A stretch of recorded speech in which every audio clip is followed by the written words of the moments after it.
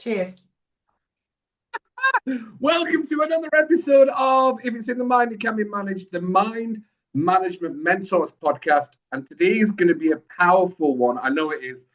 For everybody that's watching the podcast, thank you so much. 25,000 subscribers and growing. If you are clearly, I know it's lovely. A great community of people wanting to manage their minds.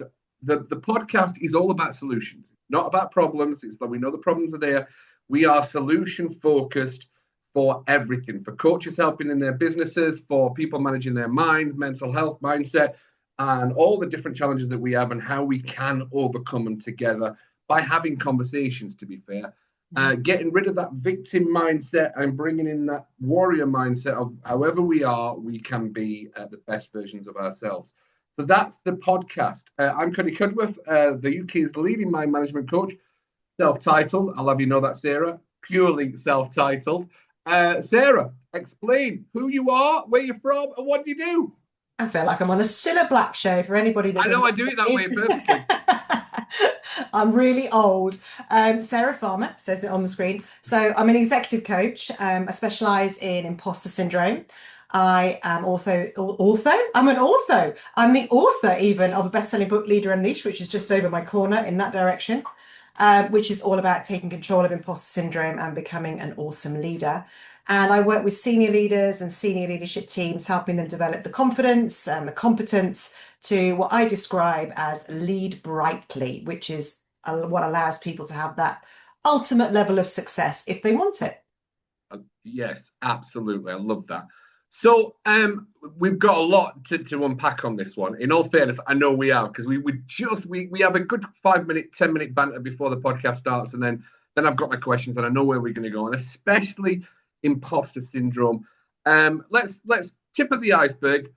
What is imposter syndrome? If somebody's not listening to this, they've never heard of it before. What is imposter syndrome? Well, if you look at the classic definitions, it talks about it being a consistent and persistent belief that you are not good enough, even though the evidence says to the contrary. I talk about that, and I use that definition because it's spot on, but it's actually just it's this voice inside your head that's just talking to you all the time, telling you all the horrible things that you would never say to anybody else because you wouldn't be so cruel, that keeps you playing small and actually gets in the way of your success, your happiness, and your health. It's a thing that people misunderstand. There's a lot of mistruths about it. There's a lot of celebrities that go along saying, oh, I'm successful because I had imposter syndrome, which really gets on my wick. So there's a lot of myths that need to be busted about it. But yeah, it's not a pleasant thing to have, but it is controllable. It is manageable, and you can be really successful with it if you manage it. Now, yeah. So grassroots, core belief, I'm not good enough in the role that I am at this moment in time, being in an executive position. Let's use an example. I'm from a council estate. I worked really hard at Royal Caribbean, and I made it into the upper echelon of management and leadership at Royal Caribbean. And I was working with some of the biggest captains of the world. And I never had imposter syndrome. But I will say why. But I know what it is, and I'm fully versed in it. And it was an identity for me. And I'll explain the part about how identity played for me, which is completely different for most people. I know I never saw myself as Cuddy, the cruise director.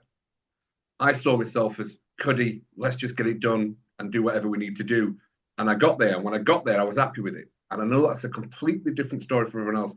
But the internal conversation, I like to call the monkey mind, obviously from the chimp paradox, fully versed in that.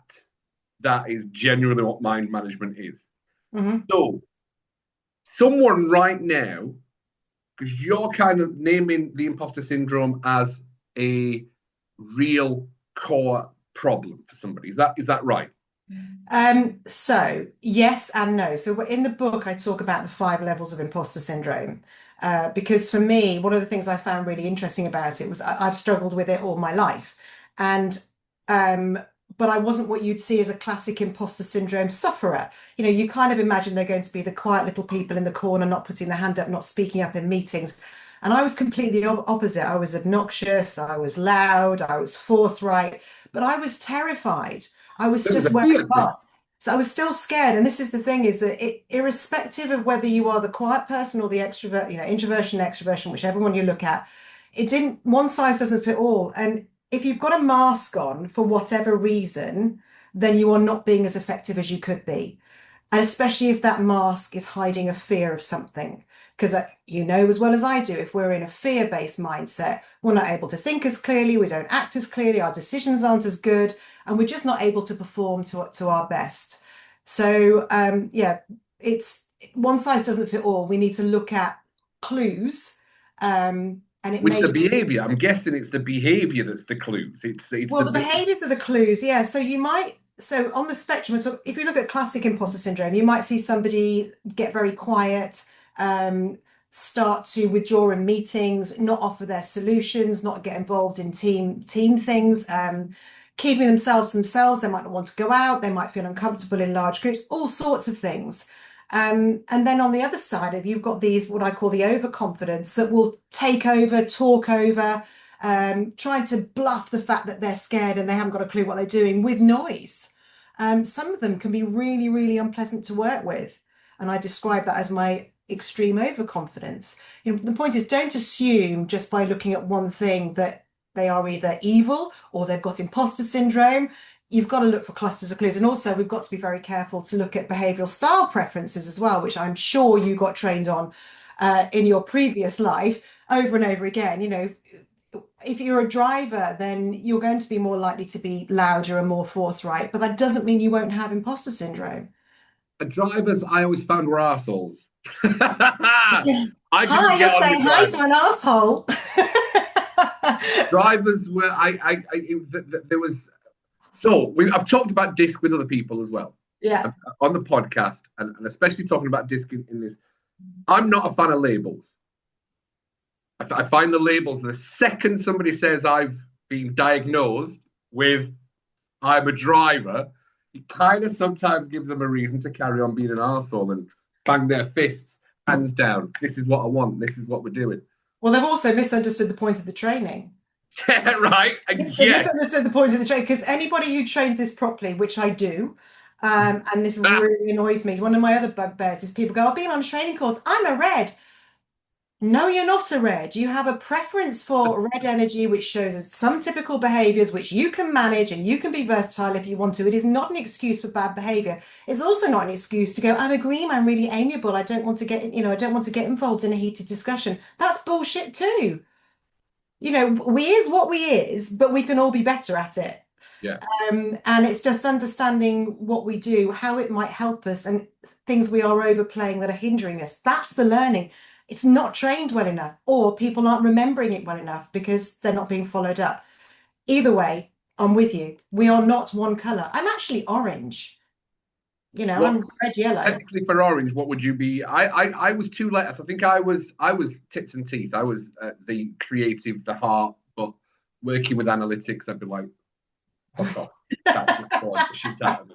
So I am tits and teeth. I know that full well. I'll even label myself as tits and teeth.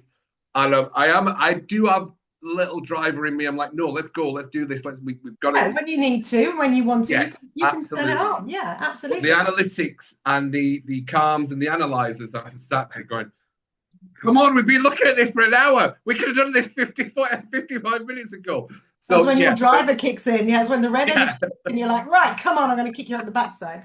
Yeah, no, the orange is just I back in the day when I was with the mask on, very red. Every insights or diss thing I would do would say I was red, red, red. I was forthright. I was everything you would see in that sort of red driver energy person. But it was masking an awful lot. Actually, the true me is very strongly yellow, expressive energy, full of fun. I'm really sorry if you can hear someone hoovering outside my door. That's really no, bad can't timing. hear anything. You're fine. You're fine.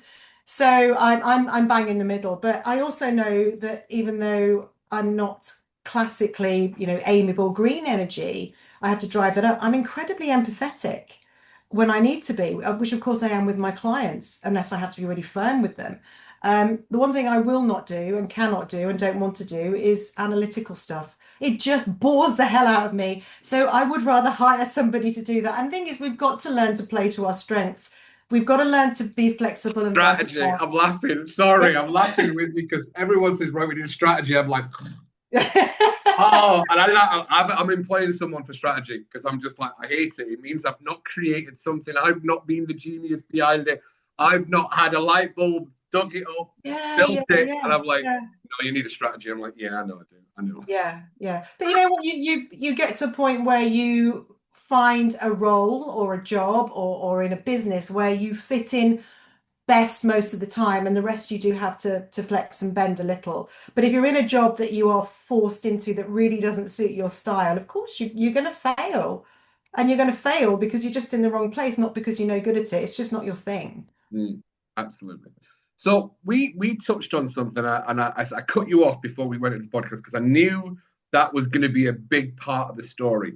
So you Okay. said I've probably had imposter syndrome since I was 6 years old. So we're going to take you back. How is it you felt you knew you had imposter syndrome? What were you, or where did that imposter come from? Who were you trying to be, and for what for, and why was it not you?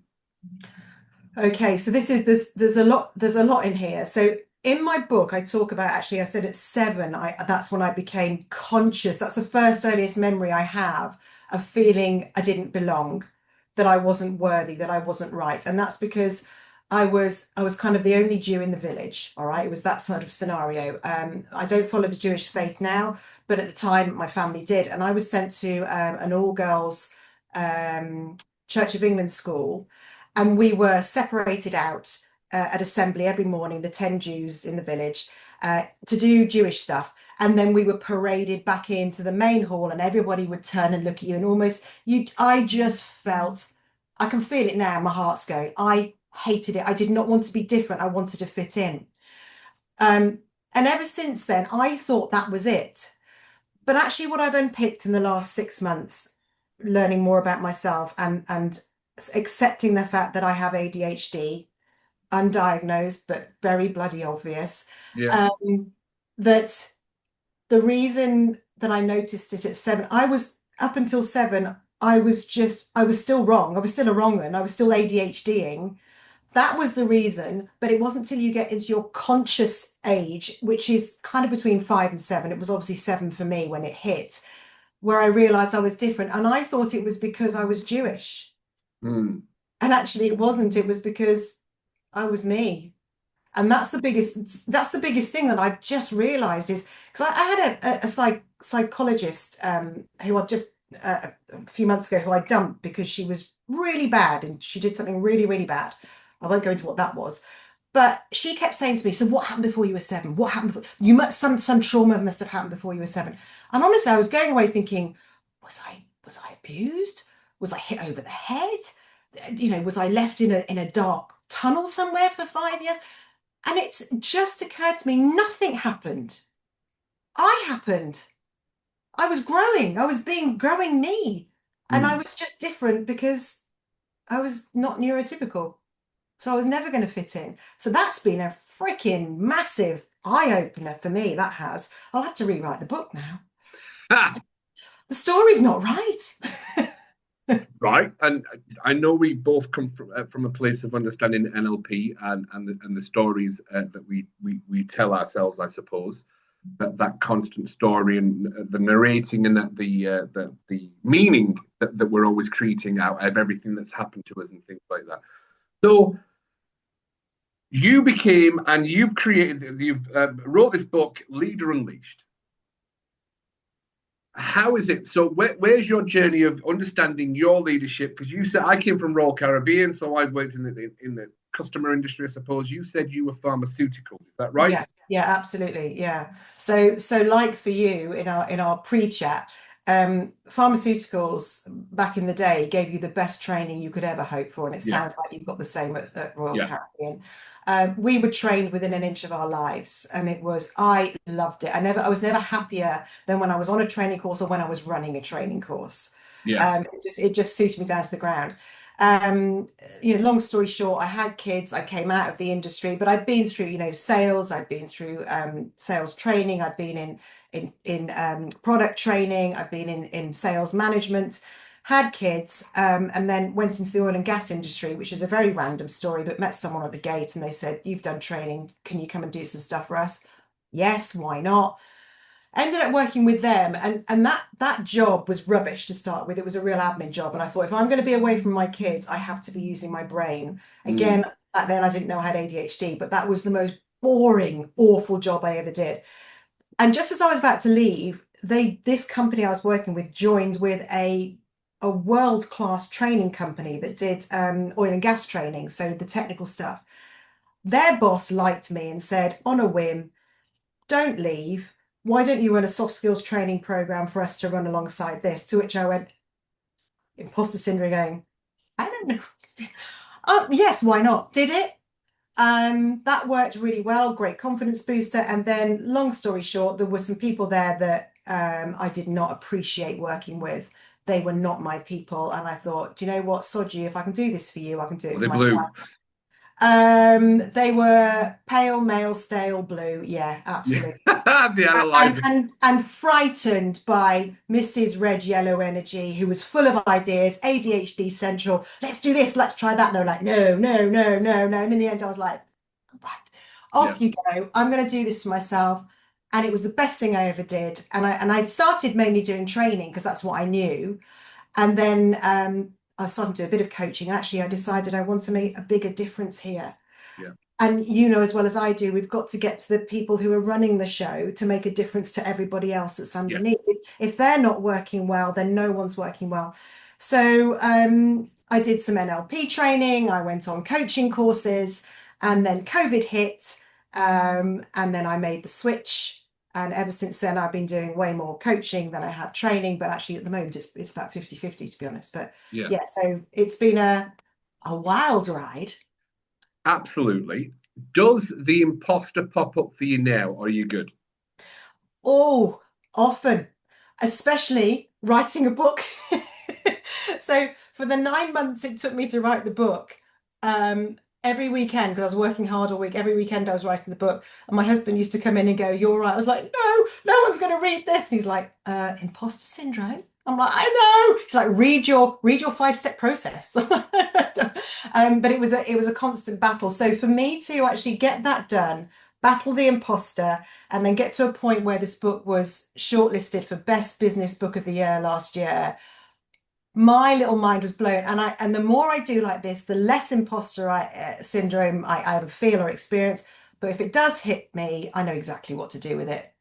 And I don't let it take control anymore. Nothing stops me now. Yeah. Nothing. So we said we'd deep dive NLP. I'm a big fan of NLP, and I know there's a lot of people that knock NLP for it being a pseudoscience and saying technically it's not really, it's true and as proven. But I know what it did for me. What I did know it what I've been what did able to it do do with for my you? clients with a lot of the techniques that I use from NLP. What was it about NLP that lit you up, Sarah? Two things. One was my mom's a psychologist, and as soon as she heard I was doing NLP, she was really rude, and I was like, right, I'm going to do Ah, this. I'm going to do it brilliantly.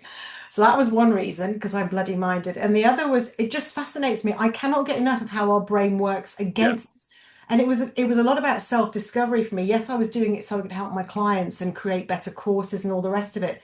But I wanted to figure out how I was getting in my own way because I knew at this point I was and I had been, but no one had figured out what I was doing. So just understanding the language and the reasons behind those language patterns and things like that was just, it blew my little mind. And I loved it. It introduced me to Prof. Peters, who you love, yeah. the chimp paradox, which definitely informed so much of what I do. It definitely informed a lot of the Oh, book. absolutely. Yeah, Um, I think it's great. And you know what? If people don't want to believe it, that's absolutely fine. All I think is if you want to be really effective, you'll bother to understand this because without it, you ain't going to be as effective. yeah. But you So can't force it on people. no, absolutely. So we are talking for a lot of people like we don't really know what NLP is. So it's called neuro linguistic programming. It's a coaching uh, It's a methodology, isn't it? it's a manual of self, really. Yes. I think Yeah. it's a manual of self, how your brain Yeah. works, how your language, how the perspectives, how we see the world, the map of the world. And once we break those patterns down, every part of our brain has patterns, every part of it has a pattern, and we create a meaning. We can physically, emotionally change everything about us. And that is, for me, I was a chronic overthinker. I mean, I was absolutely. I think at one point I was overthinking so loud, like I had drool coming out of my mouth. I was just that spaced out. That's a visual right there. I created a visual of, I was just so zoned out with this internal conversation, which I didn't know was called the monkey mind. Again, I thought I was bipolar. I thought I was schizophrenic. I thought I was absolutely going around the bend. My wife and it's a common story, but my wife said, "Whatever you're going through, you have to get it sorted because it's starting to affect me." So I didn't know what depression was and those kind of things. And I was, and that's, I mean, we still, I'm sure you get triggered with certain things like, no, you need to know that this is what it is. This is not what it is. What you think it is not correct. So we'll come back to the psychologist part because I know you, I was like, right, we need to find out the story behind the psychologist. I know. Oh, So it's a set of processes of understanding language, how it affects our emotional states, our perspective, how it affects our emotional states, and how we can make choices from depression to joy, from anxiety to calm. And it's a really powerful tool. And yes. I don't get why it's funny because I use it a lot with my coaching clients. Sometimes I do Yeah. kind of want a therapy session. I'm like, we can have a therapy session or a coaching. I'm solution focused. I get people moving forward, as I'm sure you do as well, Sarah. And one of my friends who's big into NLP and he does these massive courses and stuff. And he was like, yeah, it's not really supposed to be used for that. I'm like, of course it is. That's exactly what it was actually kind of invented for. If you can help people reframe their trauma and stuff like that, it completely changes their nervous system so that what's bothered them in the past is not going to bother them moving forward. And I Completely. never knew about that. And I was like, wow, I was so surprised that everyone's NLP training is different. So if anyone is looking into it, NLP is powerful. It's a powerful tool, but it's how you can give yourself a different set of processes for living on a daily basis. I think is the best way of explaining it. Completely. I mean, I'm thinking of a great example of this is, so I use NLP in everything that I do without even thinking about it now because it's just ingrained in me. Part of the program in helping people take control of imposter syndrome is to consider what are you thinking, what are you feeling, and what's the belief holding that up? Because that's Yeah, your map of the world, right? And one of my clients came to me and he didn't realize that one of the reasons he was stopping himself from being promoted, he wanted to be promoted, he was frustrated that he wasn't being promoted, but he was blocking himself, was because he knew that he was going to have to do a lot more presentations. And it finally came out and he said, but I'm crap at presentations. And I was like, oh, here we go. Where does that come from? Anyway, straight back to the to when he was 10 years old. He was in the classroom, asked to do a presentation like the rest of the kids were, no training, no help. He flunked it. The kids laughed at him. The teacher told him he was rubbish. So he's now got this belief, strong link belief that I'm crap at presentation. When we rewrote that narrative to your teacher was an asshole, there we the, go. Yeah, the kids were vile, you didn't know any better. He kind of went, oh, so I probably can present. And I know that sounds really simplistic, but you and I know that most of us don't spend the time to go, no, where did that come from? And what was I thinking about that? That's what we do. yeah, And we help unpick those stories to create new ones, be it trauma of any nature, it's going to work. And it gives you then the opportunity to start thinking, feeling, and believing something else, which you can switch on at any single time you want to, because it becomes a learned behavior. yeah. And that's why I can do what I'm doing right now, why you can do what you're doing right now, because we're not going, we're on a podcast. You know, we've come on to go, we're just going to have a great time. This is going to be fun and we're going to might help some people. That's it. Absolutely. No, that really is what it is. So what you mentioned, you said your husband said stick to the 5-step process. Hmm. So we're going to deep dive so that somebody walks away from this podcast and goes, right, I believe I have I'm always wary about that word. I don't think anybody has anything. I think we have a belief that, oh, I must have that. That's what's wrong with me. I think that's genuinely maybe what is something we could work on, realizing that the way we are is the way that we are, and it's not a problem. Instead of I have that now, I have a reason not to move forward. I think that's what mind management's all about. Yeah, I think if you're using labels with the wrong intent, it's Yes, not good. If you're using labels to help you identify what's going on and you're willing to grow and learn from it, then it's all fine by me. I'm neither here nor there on it. You can call yourself what you want, but the fact is, what are the behaviors that are holding you back? Let's call it Fred. I don't care what we call it, yeah, but this is what we do about it. All right. brilliant. That's exactly what the Mind Management Mentors podcast is all about. Is we know there's something stopping us. What is it? And get past it. We genuinely am trying to fuel the world away from victim into that mindset of it's okay to have that. Oh, I think I've got that right. What's the answer to get past it? And that's what the podcast is all about. Brilliant, Yeah, fantastic. absolutely. Yeah. And you are so. What is the 5-step process that you have, that you coach, that you teach? Somebody comes to you and goes, I've got imposter syndrome, or I don't feel comfortable in that meeting or in that presentation, whatever it is. What's your 5-step process? Okay, so just for clarity, if you read the book, it's called the Eagle Program, the Eagle 5-step system.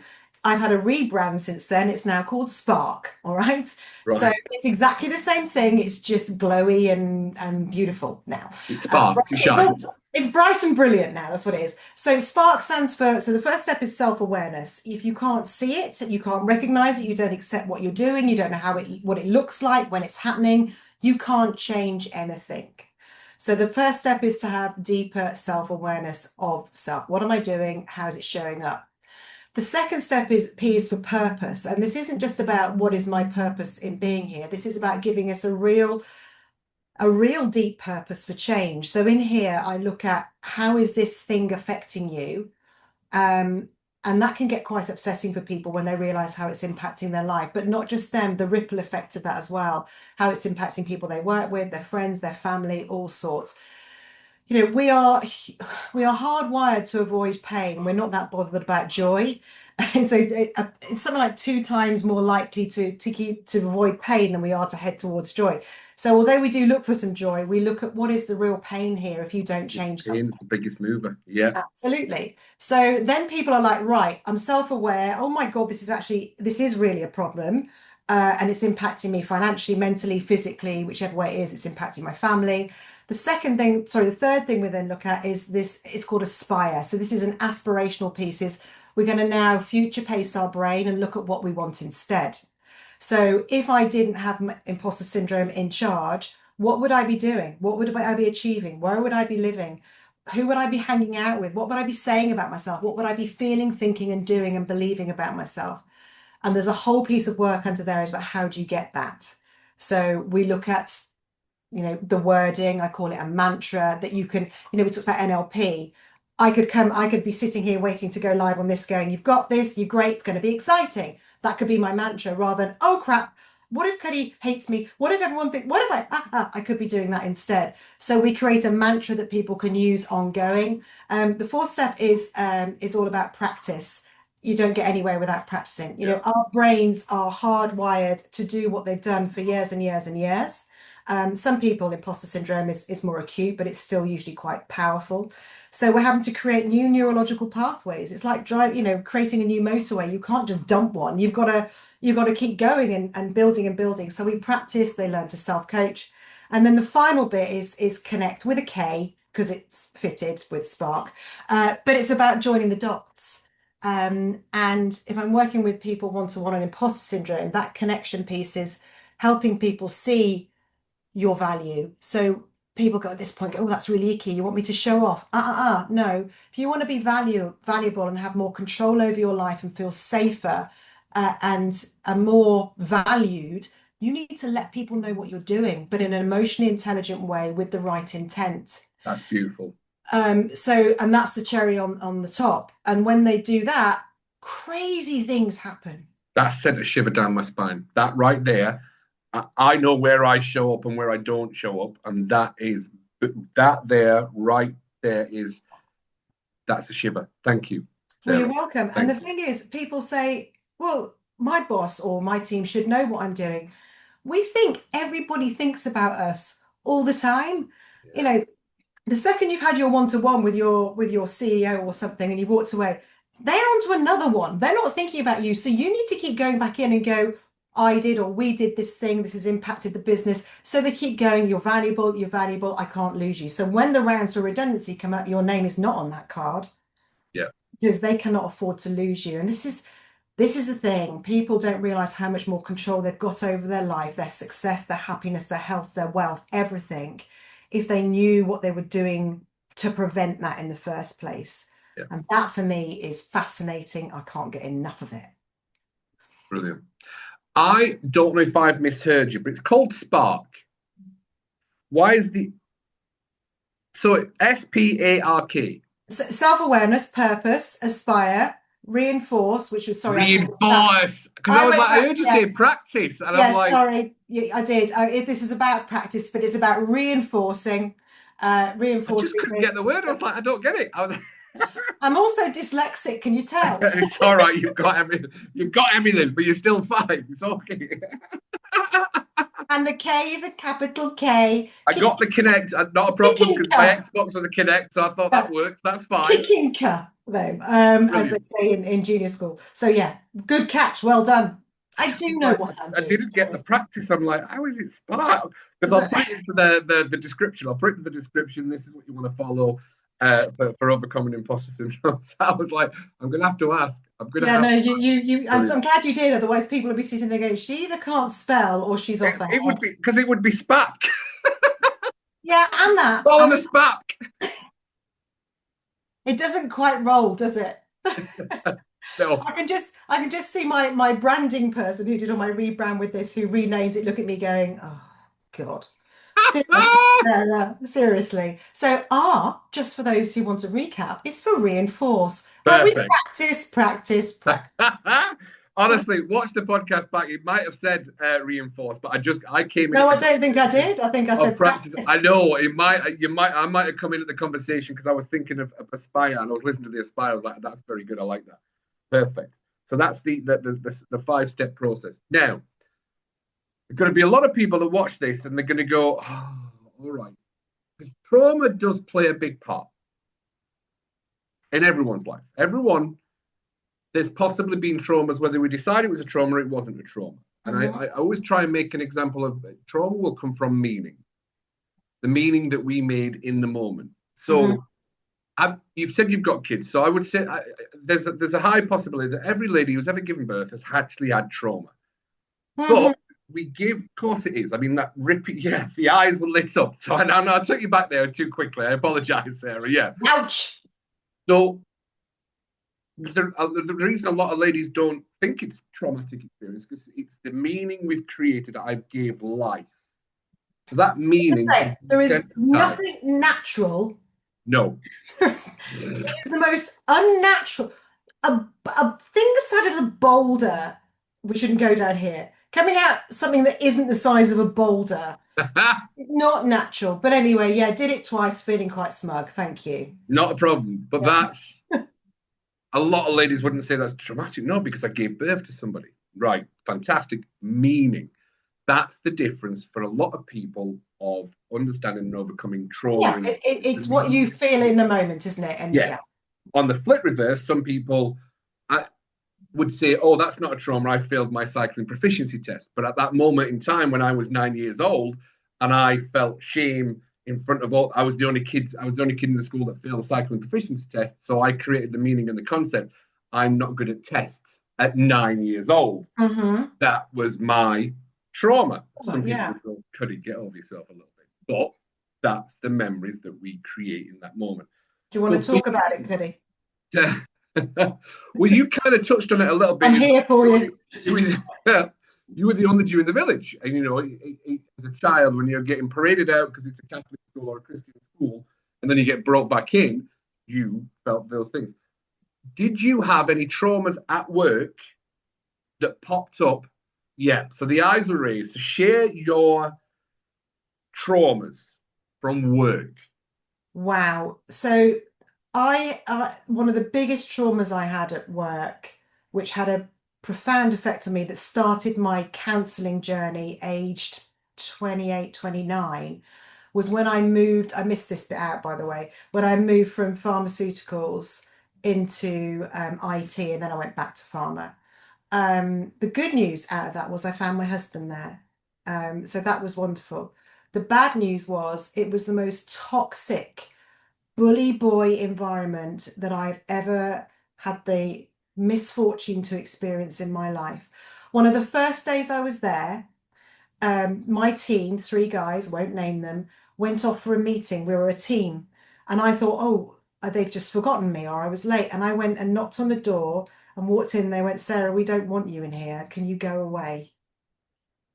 And I've never been spoken to like that or treated like that. Basically, what they were doing was if I got involved in the meeting, I would have had to have a slice of that pie for that deal that was going down, and they wanted to cut me out. So that's, and then their boss, the boss of the whole place, was just vile, vicious, angry. You were never, even if you bought in a £1 million deal, that was yesterday. The pressure was always on. And I remember once I started to get this strong reaction, physiological reaction, which was this as soon as the boss walked in, I would get a red rash up here Mm. and I would start to sweat. And it took me probably nearly 10 years to get over that. I wasn't sleeping, I wasn't eating. I was really anxious, really stressed. I started counseling.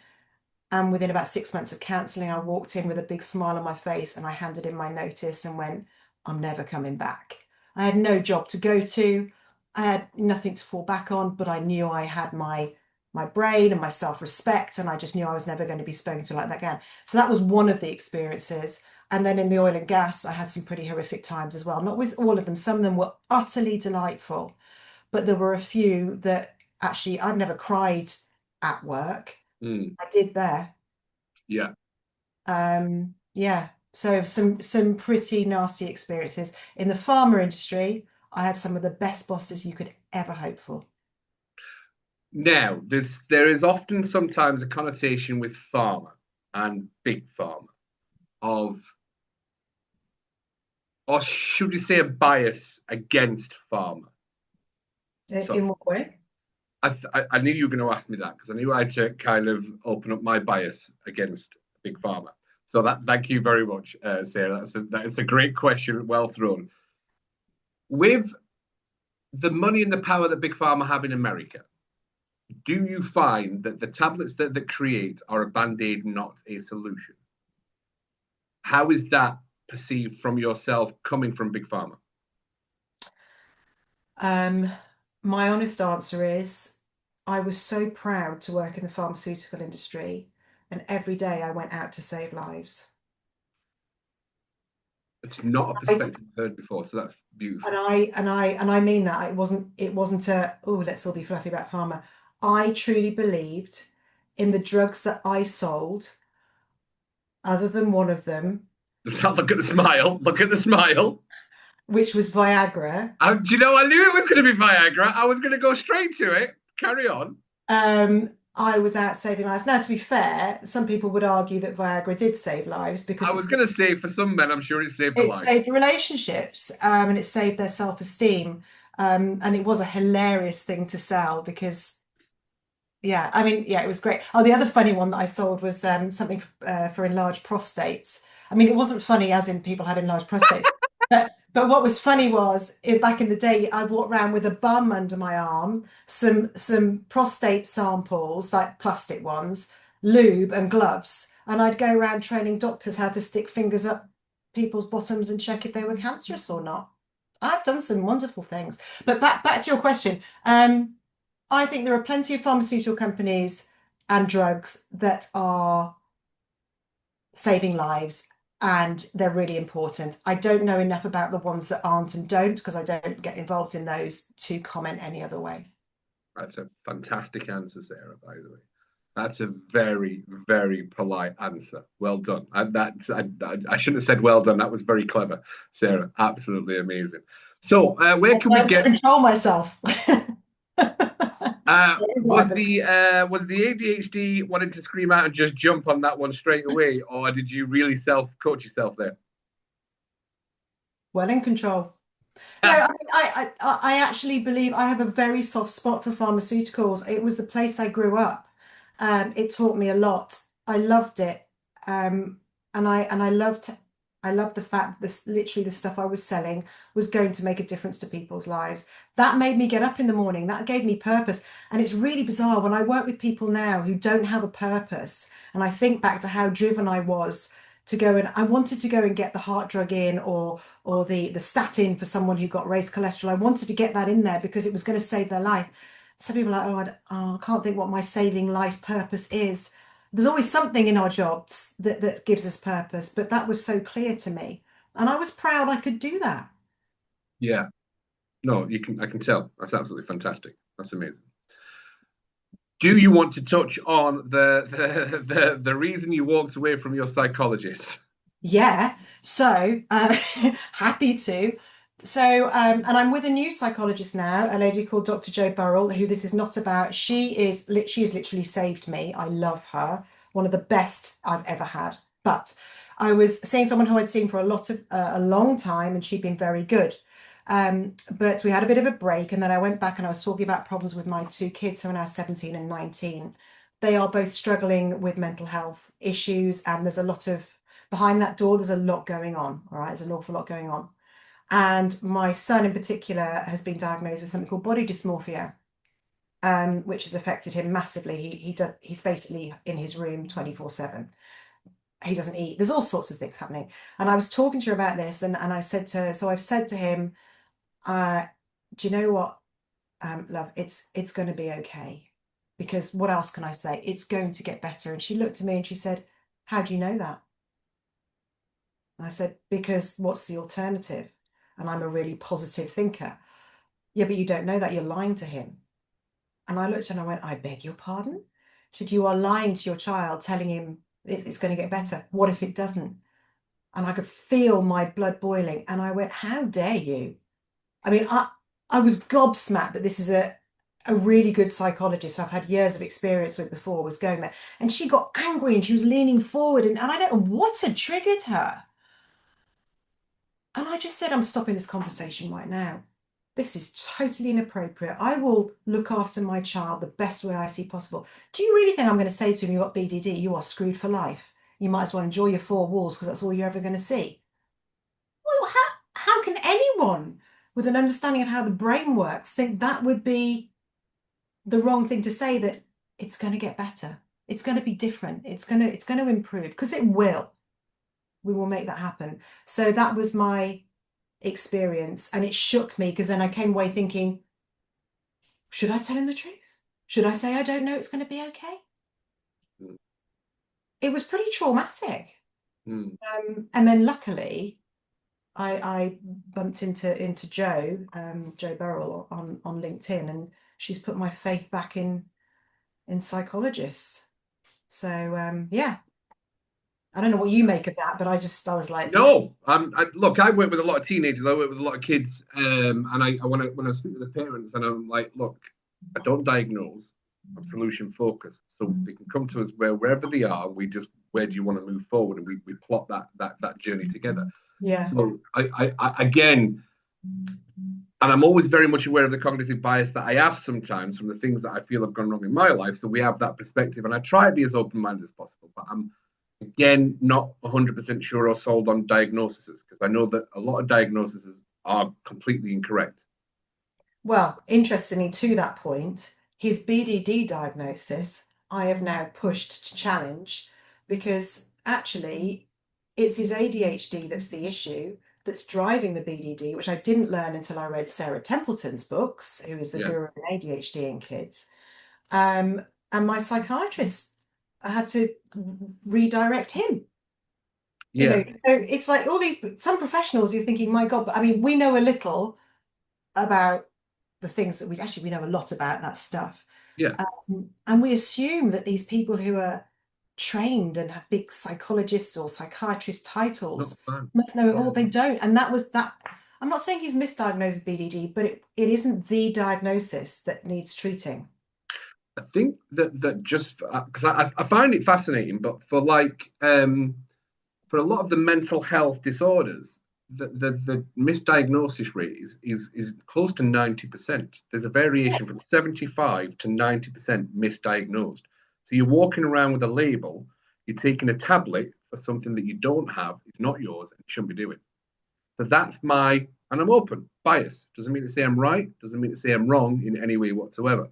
But I know the power of identity, as I'm sure Sarah, you know, fully know about identity from NLP. That one of the biggest driving forces that we have is if we have that label of BDD, and I've not heard of that one before, but I It's can body understand dysmorphia, yeah. absolutely that some people would suggest that there's a differential within the brain that's making them think like that. But who one of the things I would be looking at for everybody would be, well, what do you want to feel like? Again, going back to your 5-step process, basically, even with you smiled there as well, so you're like, oh my god, it actually would be right. No, well, the thing is, we've done all that, and he's resistant to.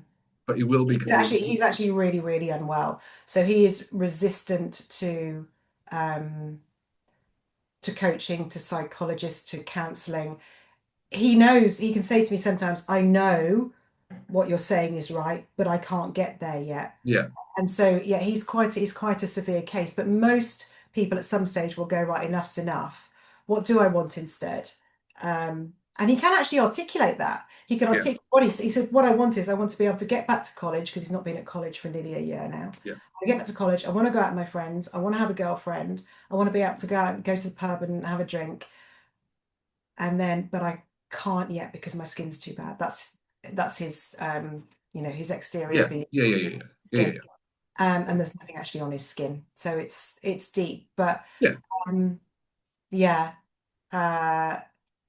is it BDD that's a problem, or is it something else? And where does it come from? You know, his the way he is started a long time ago. It didn't just appear 12 months ago when BDD was diagnosed. No. You know, it happened a while ago.